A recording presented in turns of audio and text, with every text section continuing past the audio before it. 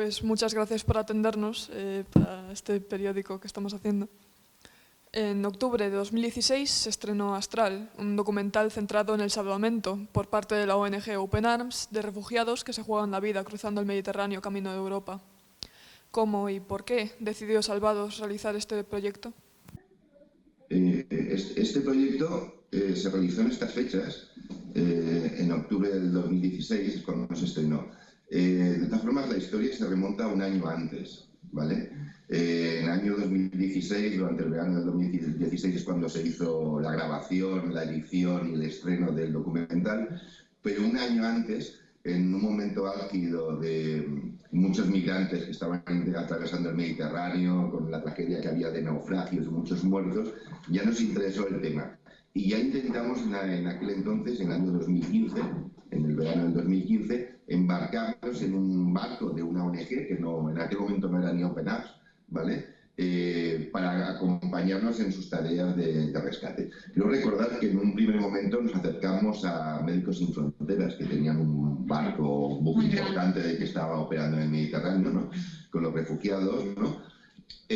Hubo una serie de trabas burocráticas, el acceso era muy difícil, era muy complicado embarcarse, ¿no? La cuestión es que aquel verano se frustró aquel intento y hasta un año después, hasta el siguiente verano, que es acostumbrado a ir con el verano y el buen tiempo, las oleadas migratorias, ¿no? No se volvió a replantear el hecho de volver a embarcarnos y acompañar a un barco de rescate en sus tareas de salvamento. Y aquí es donde salió la ONG Open Arms, que además coincidió que tenía lo que queríamos, la facilidad del acceso a la embarcación, cosa que no habíamos tenido un año antes, y además una muy bonita historia del propio barco, que era un plus añadido que nos motivó especialmente.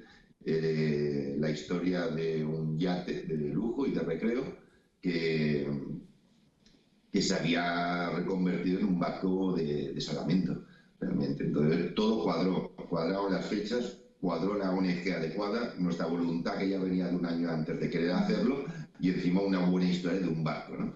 Y ahí cuadró todo, finalmente, y es cuando en ese verano del 2016 nos pudimos embarcar para poder hacerlo. ¿Cómo fue el proceso de preparación y cuál fue la parte más difícil de la preproducción y por qué? Bueno, la verdad es que empezamos súper rápido porque desde que Oscar Camps anunció que iban a tener un velero para hacer esto, quisimos ver este velero, ir a ver cómo transformaban un barco de lujo en uno de rescate, y nos fuimos a Málaga, unos 15 días o así, enseguida, para ver esta transformación, ¿no? Iban a llevar el barco de aquí hasta, de Málaga a Badalona, y allí iban a hacer todas las tareas de transformación. Entonces empezamos la historia desde muy pronto. Yo creo que la preproducción no sabíamos que íbamos a encontrarnos allí, y uno de los momentos, realmente yo creo que fue un programa que siempre nosotros lo tenemos como muy estudiado, muy guionizado y demás. Fue como, a ver qué nos vamos a encontrar, es algo muy nuevo, y tuvimos como incluso algunos problemas con la meteorología, porque lo teníamos todo preparado para salir con ellos y demás un día, y hubo aquí en Cataluña unas lluvias muy muy fuertes, y pues como se ve en el documental, Astral se inundó y tuvimos algunos problemas, y tuvimos que retrasar un poco todo esto. Había otra cosa de la preproducción que nos interesaba, que era conocer muy bien la tripulación que iba a viajar en este barco y que iba a hacer las tareas de rescate después. Y eso también fue un poco de dificultad, porque ni ellos mismos tenían el equipo formado, el equipo que se iba a embarcar en el barco. Y hasta el último minuto, ¿no? Era un poco el trabajo más de improviso. De imprevisto, digo. Tened en cuenta también que era una producción muy atípica en ese sentido. Es decir, nosotros cuando hacemos un programa, tú controlas el contenido del programa, los guiones del programa, dónde lo localizas, dónde lo grabas, y tienes una idea clara a la hora de montarlo, ¿no? Claro, aquí queríamos ver cómo eran las tareas de salvamento. Y corríamos el riesgo de embarcarnos. Una vez que estás embarcado ya no te puedes bajar, estás con ellos hasta que vuelvan a arribar a puerto y que no hubiese ningún rescate, que era una eventualidad con la que también contábamos. Es decir, hacer todo esto y que no hubiese programa. O sea, Astral podría no haber existido, para entenderlo. Igual en este viaje en el que nosotros embarcábamos no los veíamos en acción, no los veíamos rescatando y no veíamos a los migrantes, que es lo que queríamos hacer, esa cercanía, y que en el siguiente o el segundo o tercer viaje en el que no estuviésemos sí que se encontrase eso, pero era imprevisible. Nos embarcamos con una idea de decir, bueno, vamos a probar y vamos a ver qué sucede, aún asumiendo el riesgo de que pueda no haber un programa. Y con un equipo mucho más reducido de lo habitual también, cosa que no estamos acostumbrados, porque era un barco muy pequeñito y las limitaciones, o sea, allí se iba a hacer una tarea de rescate, no un documental, entonces también tuvimos que reducir un poco lo que es de nuestro equipo de rodaje habitual. Salvados ya había tratado en el 2015 el tema de los refugiados, visitando los campos de acogida en los países fronterizos con Siria. ¿Cómo compararía la situación de las migraciones que parten de Oriente Medio con las de los refugiados que salen de África y que aparecen retratados en Astral? Bueno, esto es una opinión personal, ¿vale? No soy un analista ni un experto en el tema, ¿no? Aquí viene gente de todas partes y de diferentes circunstancias. En los campos que fuimos a ver en Jordania había muchas familias que huían de la guerra de Siria, pero entre la gente rescatada en el Astral también había mucha gente que venía de Siria y de Liberia y de otros lugares donde había otros conflictos de los que nadie hablaba, pero siguen habiendo conflictos, con lo cual a mí me resulta muy difícil establecer una diferenciación clara de... o sea, yo cuando se habla de migración económica, como menospreciándola y diciendo, no, si es migración económica, estos no pueden entrar. Si vienes de una guerra, sí. O sea, yo establecer estos rankings de dolor, de si puedes morir de hambre, no vienes. Y si puedes morir por una bala, entonces sí, a mí me cuesta mucho establecerlo. Yo creo que si hay un común denominador de la gente que pudo entrar en el Astral, que venían de diferentes guerras, de Siria y de otras, o los que estaban en Jordania, lo que tienen en común es que huyen de la desesperación. O sea, huyen del miedo, huyen de la represión, huyen de la guerra, huyen del hambre, huyen de la miseria.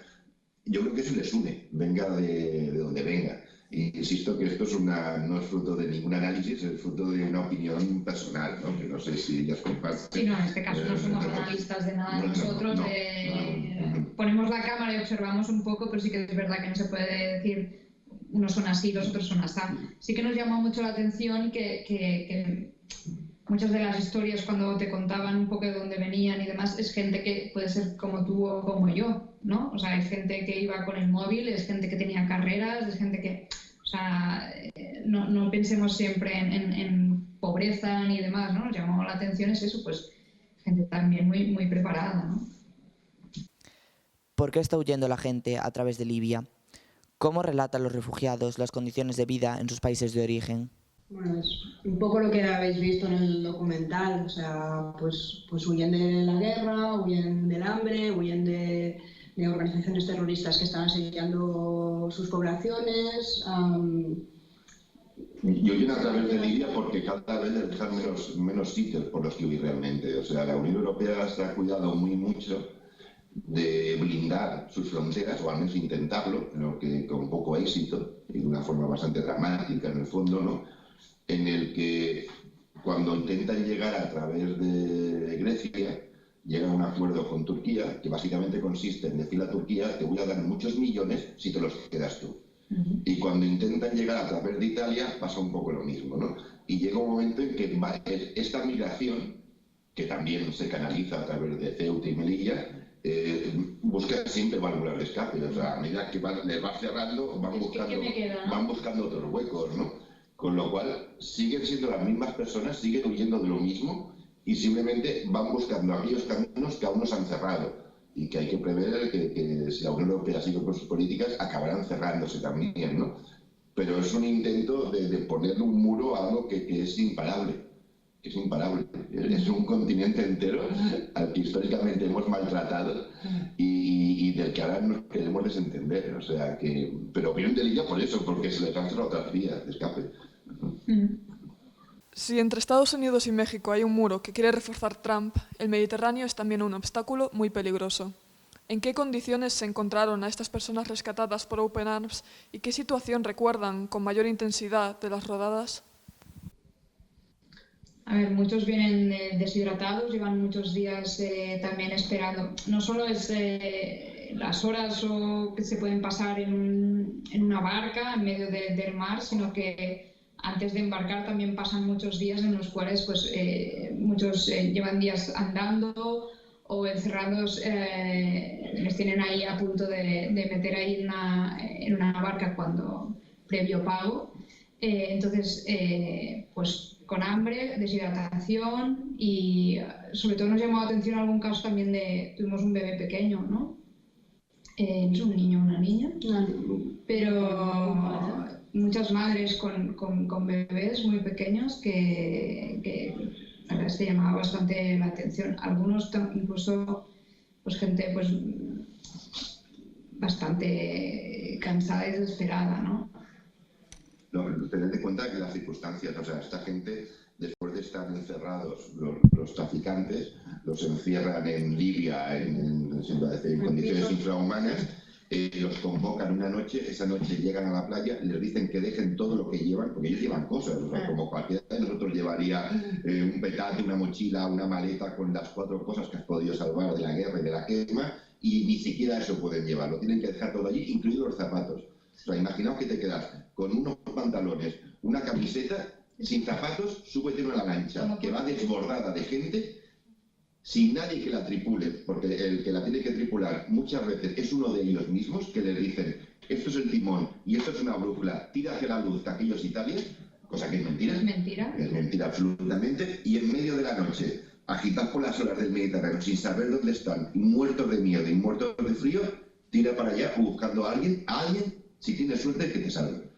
Porque si no te encuentras a alguien, vas a morir, seguro. Porque las lanchas ni siquiera tienen la gasolina suficiente como para llegar a la costa. Están pensadas para que lleguen justo hasta la línea fronteriza en la que los traficantes calculan que va a haber barcos de rescate.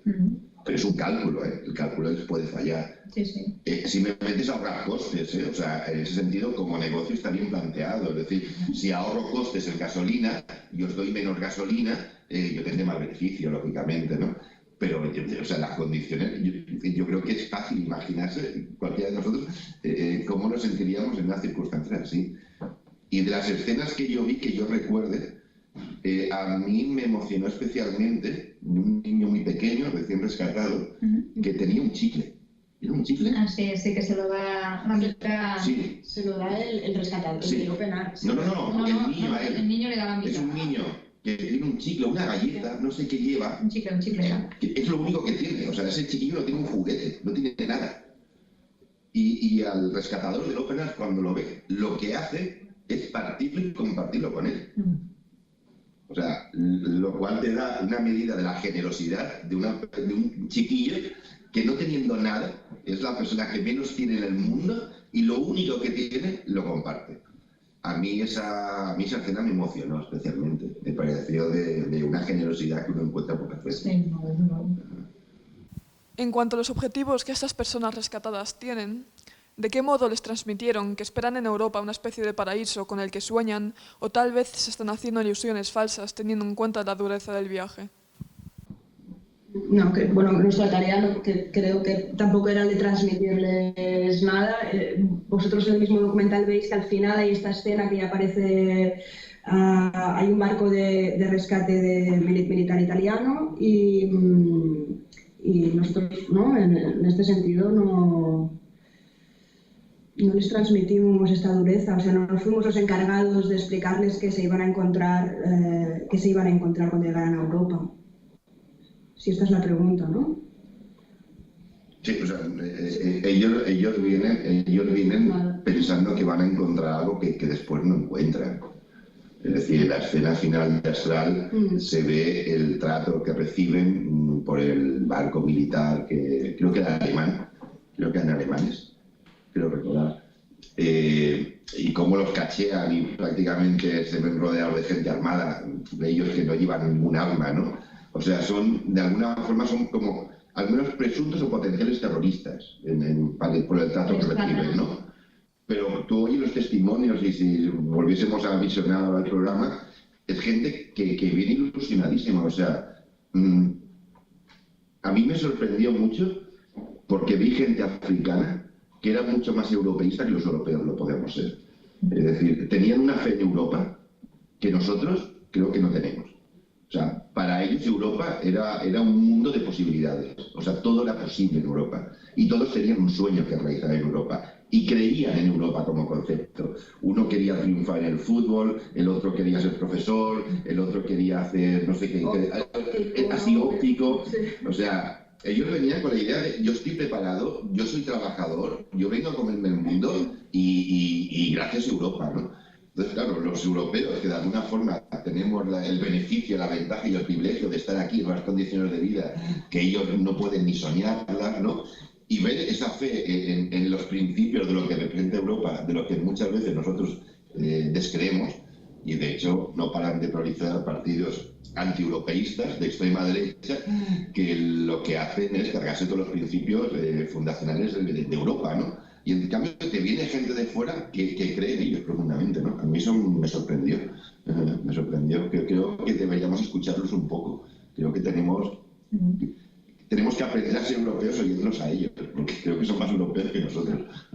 Sí, pero había este contraste, ¿no? De sus sueños con la imagen esta de Europa me recibe terrorista, casi, ¿no? Por los testimonios de los rescatados y su propia experiencia, ¿cuáles creen que son las mayores concepciones erróneas de los europeos sobre la situación de esta gente? Lo que has dicho, lo que ha dicho ella quizás antes, de que son gente que no está, o sea, no todos vienen de la pobreza extrema, hay mucha gente muy preparada, hay mucha gente que ha estado trabajando durante muchos años, ¿no? Quizás a lo mejor esta es el error imaginario. Sí, pero un poco lo que decía Ramón, el discurso este que están utilizando también muchos partidos de la extrema derecha, de también que la migración, los problemas que comporta, es miedo que están trasladando y que le está funcionando a estos partidos también. En el sentido de que nos vienen a quitar trabajo, nos vienen a robar, conflicto. Todas estas son concepciones erróneas que bueno, en este sentido están utilizando pues, ciertos partidos políticos, ¿no? Yo creo que en ocasiones confundimos la situación de desesperación o de miseria de la que pueden provenir con una peor calidad humana de las personas. Y yo creo que eso es un gran error. O sea, a mí hubo una cosa que me sorprendió, y es que con la mayoría de la gente con la que se hablaba, recién rescatados, y como digo, que no tenían nada, muchos de ellos hablaban inglés con más soltura y mayor conocimiento que muchos miembros del equipo de salvados y de la propia tripulación del Open Arms. Es decir, dices, joder, ya me gustaría a mí tener el inglés que tiene este tío, ¿no? Entonces dices, no, perdona, o sea, viene gente con muchas ganas, joven, fuerza de trabajo, preparados, inquietos y motivados, o sea, y en cambio es como si viniese la purria de la humanidad. Y encima peligrosos o potencialmente peligrosos, a ver si van a ser delincuentes, ¿no? Sí. Yo creo que eso es una imagen distorsionadora, como decía Chile, muchos partidos de ultras estaban fomentando esa imagen, y esa imagen, viendo a esas personas en esa lancha recién rescatado y hablando con ellos, se da cuenta de que, vamos, de eso nada. No solo en Europa o esta imagen de los europeos, o sea, en palabras de Trump pues serían violadores, sería gente que solo viene a robar. Sí, lo peor de México es lo que está pasando. Que no tiene ninguna ganas para prosperar en su vida, solo vienen a hacer el mal, ¿no? Sería esto quizás. Un foco especial de Astral es la situación de las mujeres, algunas incluso a cargo de niños pequeños. ¿Por qué seleccionaron algunos de estos testimonios en particular? Bueno, las mujeres, a ver, nosotros no cogimos el testimonio, bueno, para documentarnos y demás sí que es verdad que nos explicaban que la mujer, aparte de ser migrante, de pasar a lo mejor un largo camino y un duro camino hasta llegar a Europa, que es su objetivo, ellas tienen ciertas dificultades más, muchas son violadas, muchas son maltratadas y además muchas se hacen cargo de los hijos además. Entonces, bueno, creemos que tienen especial importancia en este sentido, pero... De todos los testimonios escuchados durante el rodaje, ¿cuáles fueron los más impactantes y por qué? Yo creo que los hemos repasado un poco, o sea, el chaval que quería ser futbolista, el otro que decía yo sé arreglar gafas, yo te puedo arreglar esas gafas, hablando de mujeres, la mujer que iba con una niña pequeña que estaba jugando con, no sé qué jugaba, con un chaleco, con un globo, algo que le habían dado en ese momento, ¿no? Y que te estaba hablando de que todo lo que estaba haciendo y todos los sacrificios a los que estaba sometiendo, lo estaba haciendo por su hija. Por ella. Sí, sí, sí. Bueno, ahí ves el altruismo y el amor de una madre que es capaz de hacer eso para que su hija no viva lo que ella ha vivido y pueda hacer algo mejor, ¿no? Y desde estos hasta el niño que le daba la mitad del chicle, al rescatador, o sea, todos tenían algo. Yo también tengo que reconoceros que yo hace mucho que no veo el programa. Sí. Desde que lo emitimos, creo que no lo he vuelto a ver. ¿No? Y hablo un poco de memoria, ¿no? Pero creo que todos los testimonios eran muy valiosos y sobre todo creo que tendían a romper tópicos. Y yo creo que era el objetivo del programa, que los conocieses, porque en el fondo conocer a la gente es entenderla, y si no te acerques a ella no la podrás entender nunca. Y que por un minuto te pudieses poner la piel de esa señora con su hija o de ese chaval metidos en esa lancha esa noche, pasando frío y pensando que podían ahogarse y morir allí, ¿no? Ese fue el objetivo del programa, conoceros un poco y ponte un poco en su piel. Piensa que tú, con tu hija o con tu hijo, estuvieses ahí. Debido a que en una hora es muy complicado entrar en profundidad en las mentes de los rescatadores, ¿cómo es el ambiente del barco y de las lanchas de salvamento durante una operación de rescate? ¿Qué se les quedó en la recámara que les hubiera gustado incluir? Nosotros aquí os podemos hablar de referencias, porque ninguno de los que aquí presentes no nos embarcamos. Estuvimos en el programa en el antes y el después, hasta el estreno, pero justo los aproximadamente 10 días que duró la grabación, ninguno de nosotros estuvo, ¿no? Pero, a ver, fue un rodaje especial y especialmente duro para unos miembros del equipo. Rodar a bordo de un barco es complicado. El vaivén del barco complica la filmación y el encuadre y todo. Ir en una lancha está rápida, grabando, dando botes con el oleaje, te dificulta conseguir un plano.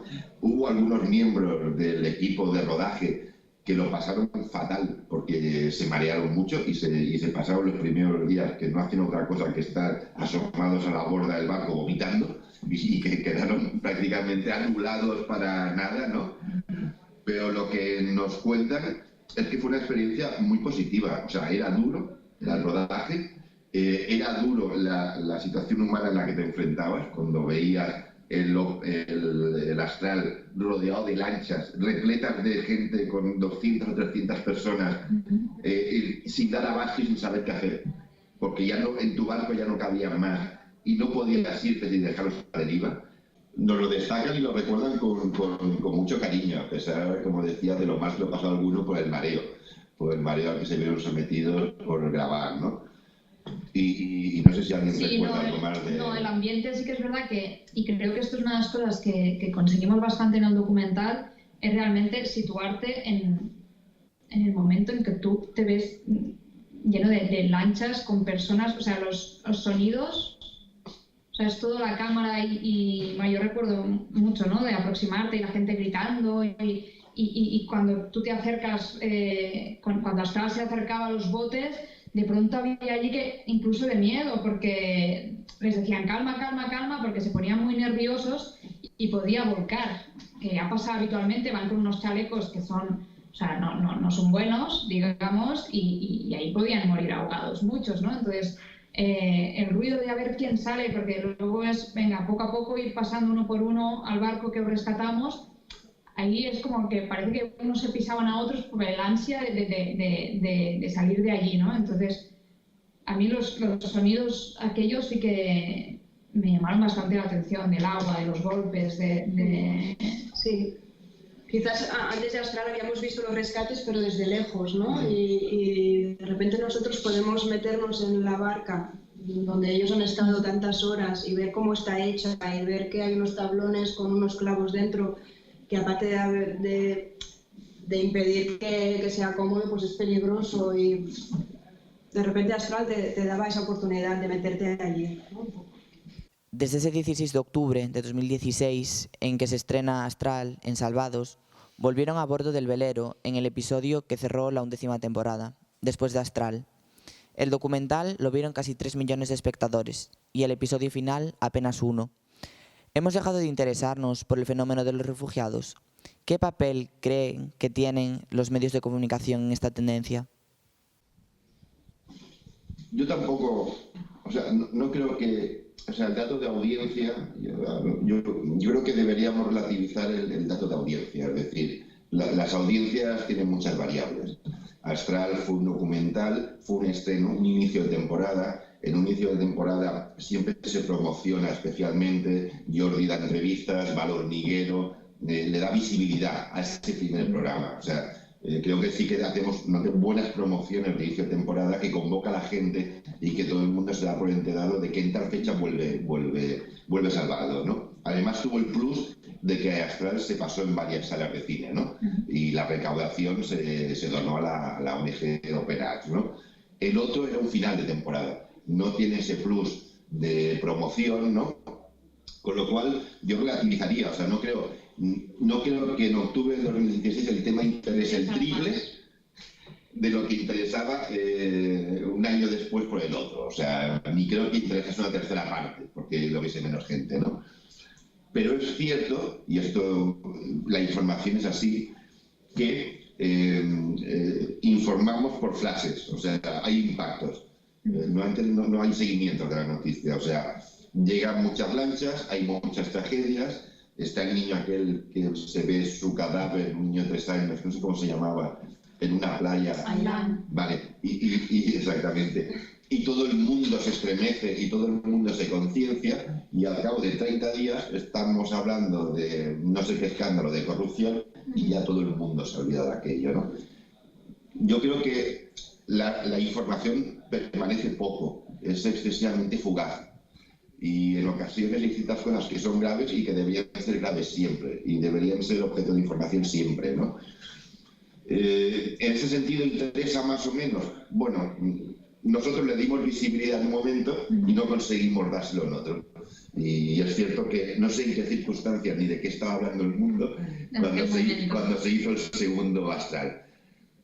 Igual no supimos promocionarlo, igual nos equivocamos en el nombre o el título del programa, no lo sé, era un programa muy distinto, ¿no? También es cierto que Astral tuvo un plus, y es que de algo que uno veía en el telediario todos los días conseguimos plasmarlo y mostrarlo de una forma diferente. Como decía Lidia, de pronto no veías 300 personas indiferenciadas, no, conocías a unas cuantas personas en concretas, conocías su vivencia, te acercabas a ellos y te imaginabas lo que era estar dentro de una lancha de esas, ¿no? ¿Cómo piensan que les ha ido a las personas refugiadas que protagonizaron los rescates filmados?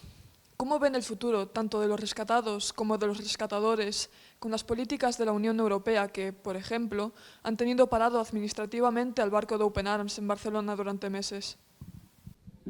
Pues desgraciadamente no pudimos seguir las historias de estas personas, fue uno de nuestros objetivos. Y lo intentamos. Sí, intentamos perseguirla y demás, pero sí que es verdad que se les pierde la pista totalmente. No sabes sus nombres, no tienes una documentación, no accedes a los registros en los que pueden estar, y varias veces intentamos, en ese segundo Astral que hicimos, uno de los objetivos fue intentar localizar a algunas de las personas que salieron en el documental, y no fuimos capaces, no sabemos qué ha sido de ellos, y es una pena, porque nos hubiese gustado saber cuál ha sido su destino y cómo ha salido realmente, ¿no? ¿Cuál es la segunda parte? Como los de Open Arms, ¿no? Que cómo están los de Open Arms. El futuro de los rescatados como de los rescatadores. Hombre, yo no soy no tengo una visión muy positiva del tema. Yo creo que las políticas de la Unión Europea se van endureciendo. No veo que haya un replanteamiento de estas políticas.